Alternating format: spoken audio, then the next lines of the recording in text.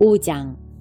이스라엘 백성이 강을 다 건널 때까지 하나님께서 그들 앞에서 요단강을 멈추게 하셨다는 소식을 듣고 요단강 서쪽의 모든 아모리 사람의 왕들과 바닷가 가나안 사람의 왕들이 마음이 무너져 내렸다. 이스라엘 백성을 생각만 해도 그들은 간담이 서늘해졌다. 그때 하나님께서 여호수아에게 말씀하셨다. 돌칼을 만들어 이스라엘 백성에게 다시 할례를 행하여라. 여호수아는 돌칼을 만들어 할례산에서 이스라엘 백성에게 할례를 행했다. 여호수아가 할례를 행한 까닭은 이러하다. 이집트를 떠난 백성 가운데 남자 곧 모든 군사는 이집트를 나오는 여정 중에 광야에서 죽었다. 이집트에서 나온 사람들은 물론 다 할례를 받았으나 이집트를 떠난 뒤로 광야길에서 태어난 사람들은 할례를 받지 못했다. 사실 이스라엘 백성은 민족 전체가 죽기까지 곧 이집트에서 나올 때에 군대 징집 연령에 해당하던 남자들이 하나님의 부르심에 불순종하여 모두 죽기까지 40년 동안 광야를 헤맸다. 하나님께서는 친히 우리에게 주시겠다고 우리 조상에게 엄숙히 약속하신 그 땅, 곧 젖과 꿀이 흐르는 땅을 그들이 절대로 보지 못할 것이라고 맹세하셨다. 결국 그 자손들이 그들을 대신했는데 여호수아가 할례를 행한 사람들이 바로 그들이었다. 그들이 지금까지 할례를 받지 못한 것은 광야길에서 아무도 할례를 행하지 않았기 때문이다. 온 백성의 할례가 끝나자 그들은 다 나을 때까지 진을 친 곳에 그대로 머물렀다. 하나님께서 여호수아에게 말씀하셨다. 내가 오늘 너희가 이집트에서 겪은 치욕을 없애버렸다. 그래서 그곳은 오늘까지 길갈이라 불린다. 이스라엘 백성은 계속해서 길갈에 진을 쳤다. 그들은 그달 14일 저녁에 여리고 평지에서 유월절을 지켰다. 유월절 바로 다음 날부터 그들은 그 땅의 열매, 곧 누룩을 넣지 않은 빵과 볶은 곡식을 먹기 시작했다. 그러자 만나가 더 이상 내리지 않았다. 만나가 완전히 그친 것이다.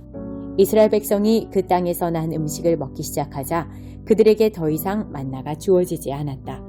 그 해에 그들은 가나안 땅에서 난 곡식을 먹었다. 그리고 이 일이 있었다. 여호수아가 여리고 근처에 이르렀을 때다. 그가 눈을 들어보니 바로 앞에 어떤 사람이 칼을 뽑아들고 서 있었다. 여호수아가 그에게 다가가서 물었다. 너는 어느 편이냐?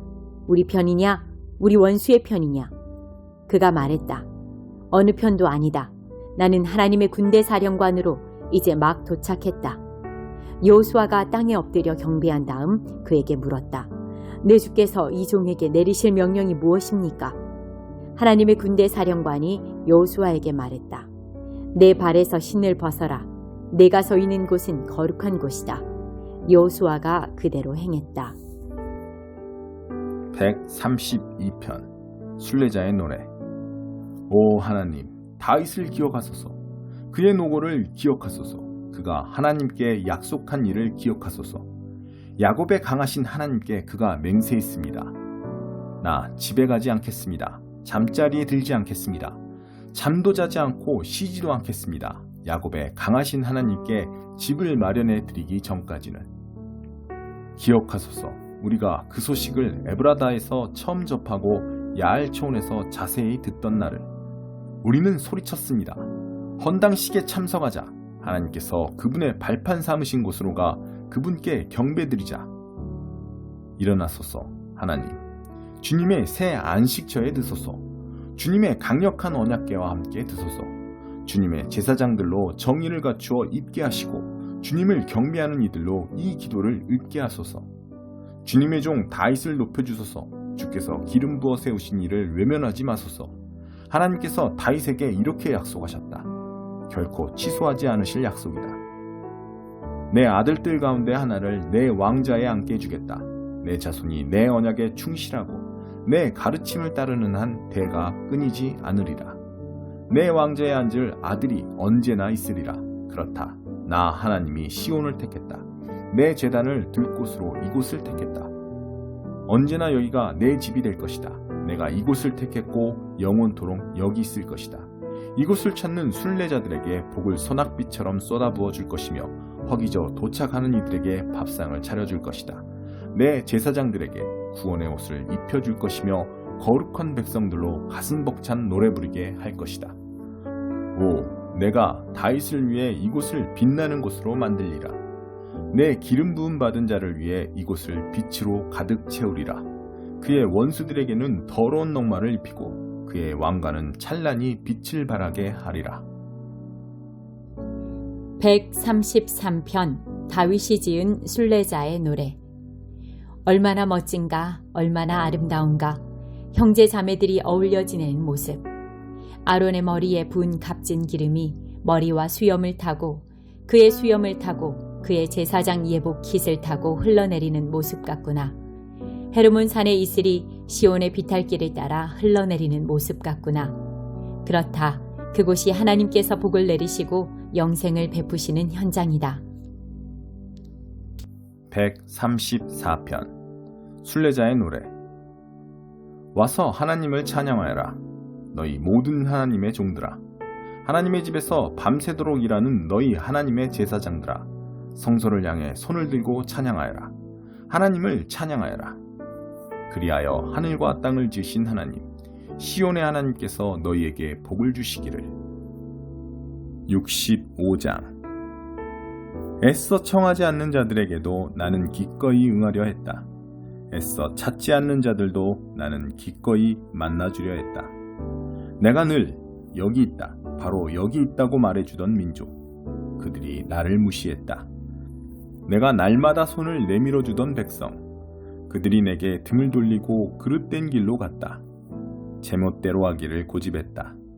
그들은 내 마음을 상하게 하고 날마다 내 앞에서 무례하게 굴면서 자기 부엌에서 만든 종교, 잡탕 종교를 만들어낸다. 그들은 죽은 자들의 메시지를 듣겠다며 무덤 속에서 밤을 지새우고 금지된 음식을 먹으며 마법의 약물을 들이킨다. 그러고는 물러거라, 내게 가까이 오지 마라, 이 몸은 너희보다 거룩하다고 말한다. 이런 자들, 내 속을 뒤집는다. 그들이 내는 악취를 나는 참을 수가 없다. 이것을 보아라, 여기. 그들의 죄가 전부 기록되어 있는 목록을 내가 들고 있다. 나는 더 이상 참지 않을 것이다. 그들로 하여금 값을 치르게 할 것이다. 그들 자신의 죄와 거기에 더해 그들 부모의 죄에 대해서도 하나님께서 말씀하신다. 그런 신성모독을 자행하고 언덕이 산당들에서 나를 모독한 그들이기에 그 결과를 맛보게 하겠다. 그들이 저지른 행위에 대한 대가를 톡톡히 치르게 할 것이다. 하나님의 메시지다.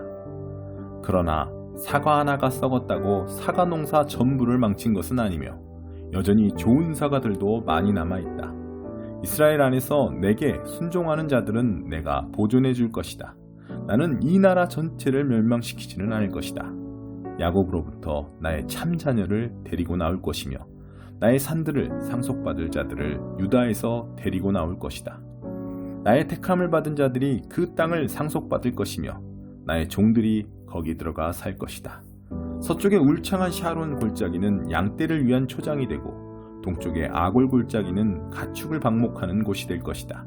힘써 내게 나아오는 자들, 힘써 나를 원하는 자들, 진심으로 나를 찾는 백성들이 이것을 누리게 되리라. 그러나 너희 하나님인 나를 버리고 거룩한 산을 잊은 너희, 행운의 여신을 위해 상을 차리고 운명의 남신을 위해 술파티를 여는 너희는 결국 너희가 구한 것을 얻을 것이다. 너희 운명이 이루어질 것이다. 너희 숙명인 죽음을 맞게 되리라. 내가 초대했지만 너희가 나를 무시했고 내가 말을 건넸지만 너희가 나를 외면했기 때문이다. 너희는 내가 악으로 지목한 바로 그 일들을 했고 내가 미워하는 짓만 골라서 행했다. 그러므로 주 하나님께서 주시는 메시지다. 나의 종들은 먹겠지만 너희는 굶주릴 것이다. 나의 종들은 마시겠지만 너희는 목마를 것이다. 나의 종들은 기뻐 환호하겠지만 너희는 부끄러워 머리를 숙일 것이다. 나의 종들은 마음이 즐거워 웃겠지만 너희는 마음이 아파 울 것이다. 그렇다. 영혼이 찢겨 울부짖을 것이다. 너희는 내가 택한 백성들이 악담할 때 쓰는 이름으로나 남을 것이다. 나 하나님이 너희를 죽음에게 넘기겠고 나의 종들에게는 새 이름을 줄 것이다. 그러면 땅에서 복을 구하는 자는 누구나 나의 신실한 이름으로 복을 구할 것이며 땅에서 맹세하는 자는 누구나 나의 신실한 이름으로 맹세할 것이다. 내가 지난날의 괴로움을 되새기지 않고 잊었으며 눈앞에서 깨끗이 지워버렸기 때문이다. 보아라, 내가 새 하늘과 새 땅을 창조할 것이다. 이전의 괴로움과 혼돈과 고통은 모두 옛적 일이 되어 잊혀질 것이다. 기뻐하며 앞을 보아라. 내가 창조할 것을 내다보아라. 나는 예루살렘을 순전한 기쁨이 되게 창조할 것이요 나의 백성이 청정한 즐거움이 되게 창조할 것이다. 나는 예루살렘을 보며 기뻐하겠고 내 백성을 보며 즐거워할 것이다. 그 성읍에서는 더 이상 우는 소리나 울부짖는 소리가 들리지 않으며 갓난아기들이 죽거나 노인들이 천수를 누리지 못하는 일이 없으리라. 백세수가 흔한 일이 되고 그에 못 미치면 비정상으로 여겨질 것이다. 그들은 집을 짓고 거기 들어가 살 것이다. 밭을 경작하여 거기서 기른 것을 먹을 것이다. 그들이 지은 집을 다른 사람이 차지하는 일이 없겠고 그들이 경작해 얻은 수확을 적이 빼앗아가는 일도 없을 것이다. 나의 백성은 나무처럼 장수하고 나의 택한 자들은 자기 일에서 만족을 누리며 살 것이다. 일하고도 아무 소득을 얻지 못하거나 자녀를 잃는 불상사도 없을 것이다. 그들이 하나님께 복을 받았고 그들의 자녀와 자손도 하나님께 복을 받았기 때문이다. 그들이 외쳐 부르기 전에 내가 응답할 것이다. 그들이 말을 다 끝내기도 전에 내가 알아들을 것이다. 이리와 어린 양이 풀밭에서 함께 풀을 뜯고 사자와 황소가 구유에서 여물을 먹을 것이다. 그러나 뱀은 흙을 파먹고 살 것이다. 나의 거룩한 산에서는 동물이나 사람이나 서로 해치고 죽이는 일이 없을 것이다. 하나님의 말씀이다. 13장 씨 뿌리는 농부 이야기. 같은 날 예수께서 집에서 나가 해변에 앉으셨다. 순식간에 바닷가를 따라 무리가 모여들어 예수께서 할 수 없이 배에 오르셨다. 예수께서 배를 설교단 삼아 회중에게 여러 이야기를 들려주셨다. 너희는 어떻게 생각하느냐? 어떤 농부가 씨를 뿌렸다. 씨를 뿌리는데 덜어는 길 위에 떨어져서 새들이 먹어버렸다. 덜어는 자갈밭에 떨어져서 금세 싹이 났으나 뿌리를 내리지 못해 해가 나자 곧 시들어버렸다. 덜어는 잡초밭에 떨어져서 싹이 났으나 잡초가 짓눌러 버렸다. 덜어는 좋은 땅에 떨어져서 농부가 생각지도 못한 큰 결실을 맺었다. 너희는 듣고 있느냐? 정말로 듣고 있느냐? 왜 이야기인가? 제자들이 다가와서 물었다. 왜 이야기로 말씀하십니까? 예수께서 대답하셨다. 너희에게는 하나님 나라를 아는 깨달음이 주어졌다. 너희는 하나님 나라가 어떻게 되어가는지 안다. 그러나 이 선물, 이 깨달음은 누구한테나 있는 것이 아니다. 어떤 사람에게는 주어지지 않았다. 누구든지 준비된 마음이 있으면 언제라도 깨달음과 이해가 막힘없이 흐른다. 그러나 준비된 마음이 없으면 깨달음은 흔적도 없이 금세 사라진다. 내가 이야기로 말하는 것은 그런 이유에서다. 마음을 준비시키고 마음을 열어 깨닫도록 주의를 환기시키려는 것이다. 현재 상태로는 그들은 세상 끝날까지 쳐다보아도 보지 못하고 지칠 때까지 들어도 깨닫지 못한다. 내가 이사야의 예언을 굳이 반복해서 말할 필요가 있겠느냐?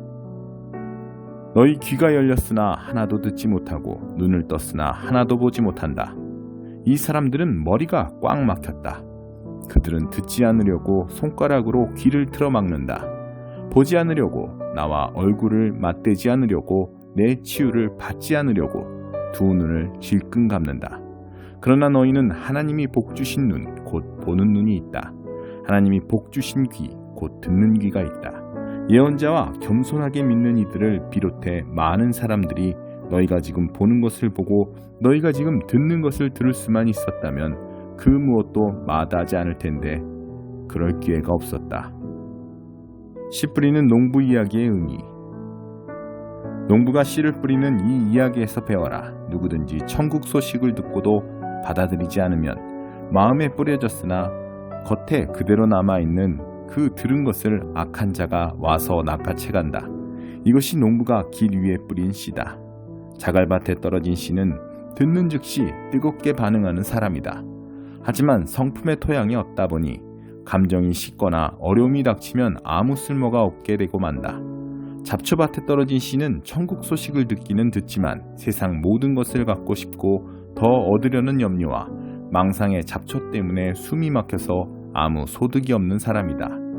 좋은 땅에 떨어진 씨는 그 소식을 듣고 받아들여서 생각지도 못한 큰 결실을 맺는 사람이다. 예수께서 또 다른 이야기를 들려주셨다. 하나님 나라는 자기 밭에 좋은 씨를 심은 농부와 같다. 그날 밤 품꾼들이 자는 동안에 그의 원수가 밀밭 사이사이에 엉겅퀴를 뿌리고는 동트기 전에 자취를 감췄다. 푸른 싹이 처음 나고 나달이 연글려고 할 때에 엉겅퀴도 함께 나왔다. 일꾼들이 농부에게 와서 말했다. 주인님, 좋은 씨만 가려서 심지 않았습니까? 이 엉겅퀴는 어디서 왔습니까? 주인은 원수가 그랬구나 하고 대답했다. 일꾼들은 엉겅퀴를 뽑을까요? 하고 물었다. 주인이 말했다. 아니다. 엉겅퀴를 뽑다가 밀까지 뽑아버리겠다. 그냥 추수 때까지 같이 자라게 두어라. 그때 내가 추수하는 사람들에게 엉겅퀴는 뽑아 따로 묶어 불사르고 밀은 거두어 곡간에 넣으라고 하겠다. 또 다른 이야기다. 하나님 나라는 농부가 심은 솔씨 하나와 같다. 솔씨는 씨로서는 아주 작지만 세월이 가면 독수리들이 그 안에 둥지를 틀 만큼 큰 나무로 자란다.